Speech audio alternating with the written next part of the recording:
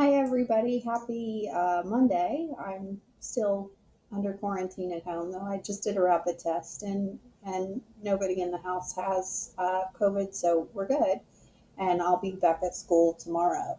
I wanted to kind of run through some of the things that we did last week in case you're lost and share that information with you. So, of course, I'm going to open my course.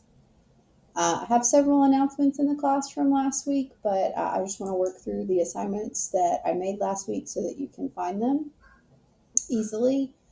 So on Monday, we did lesson 1.9, and there was a group work assignment.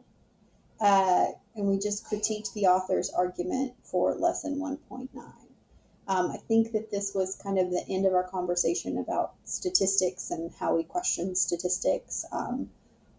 We might say that the author in this particular argument had some good ethos because he had some credibility on the topic.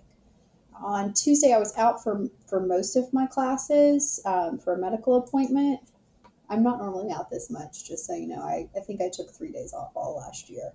But there was a quiz here that talked a little bit about active and passive voice. So active is when the subject of the sentence is doing the action. There's an example here, but also Miss Morrison is talking is active voice.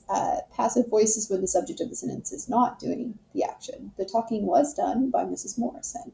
There's usually a helping verb in passive voice, and you sound a little crazy.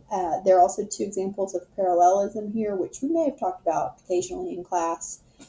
You want to make sure that your list is parallel. With this one, there's an adjective describing a noun throughout the list.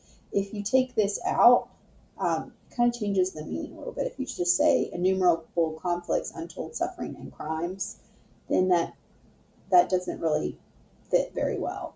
And then another form of parallelism is to use a semicolon with a complete sentence over here and a complete sentence over here. So just kind of moving on to the next piece of what we were doing. We did lesson 1.10 and talked about the argument. We did a Nearpod in class with this. It kind of worked in the later afternoon classes, something about the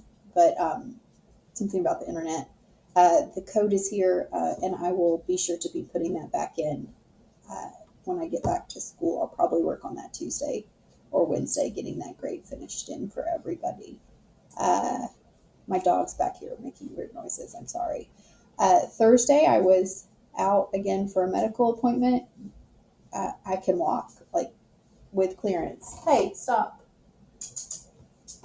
Um, but you should have an index card with your claim on it, and I want your claim to have a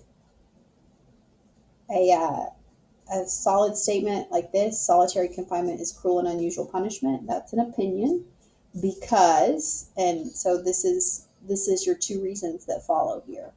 You can kind of mess with this a little bit as you start to write, but I want it to be this clear as you're going. These were the topics that we picked.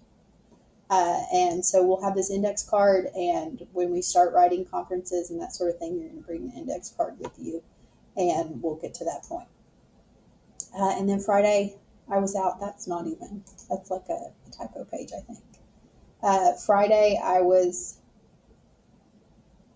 out, and so I made an assignment to do lesson 1.11, and then I'm out again today, and so I made an assignment to do lesson 1.12. So there's a passage there and some questions to ask. All of these questions, like, you don't have to follow the pattern of good writing. I just want you to read something while I'm not there. That's kind of the point. So I've linked the textbook all over the place in the class. So the textbook is there. The textbook's on the homepage. The textbook's in the announcements over and over again. So if you're having trouble getting to a book, you should be able to find it. Also made a little extra credit assignment here to go with Miss McGee's contest in the library. So I will be back tomorrow. We'll spend a little time getting caught up, and we will start on a new ZLA assignment.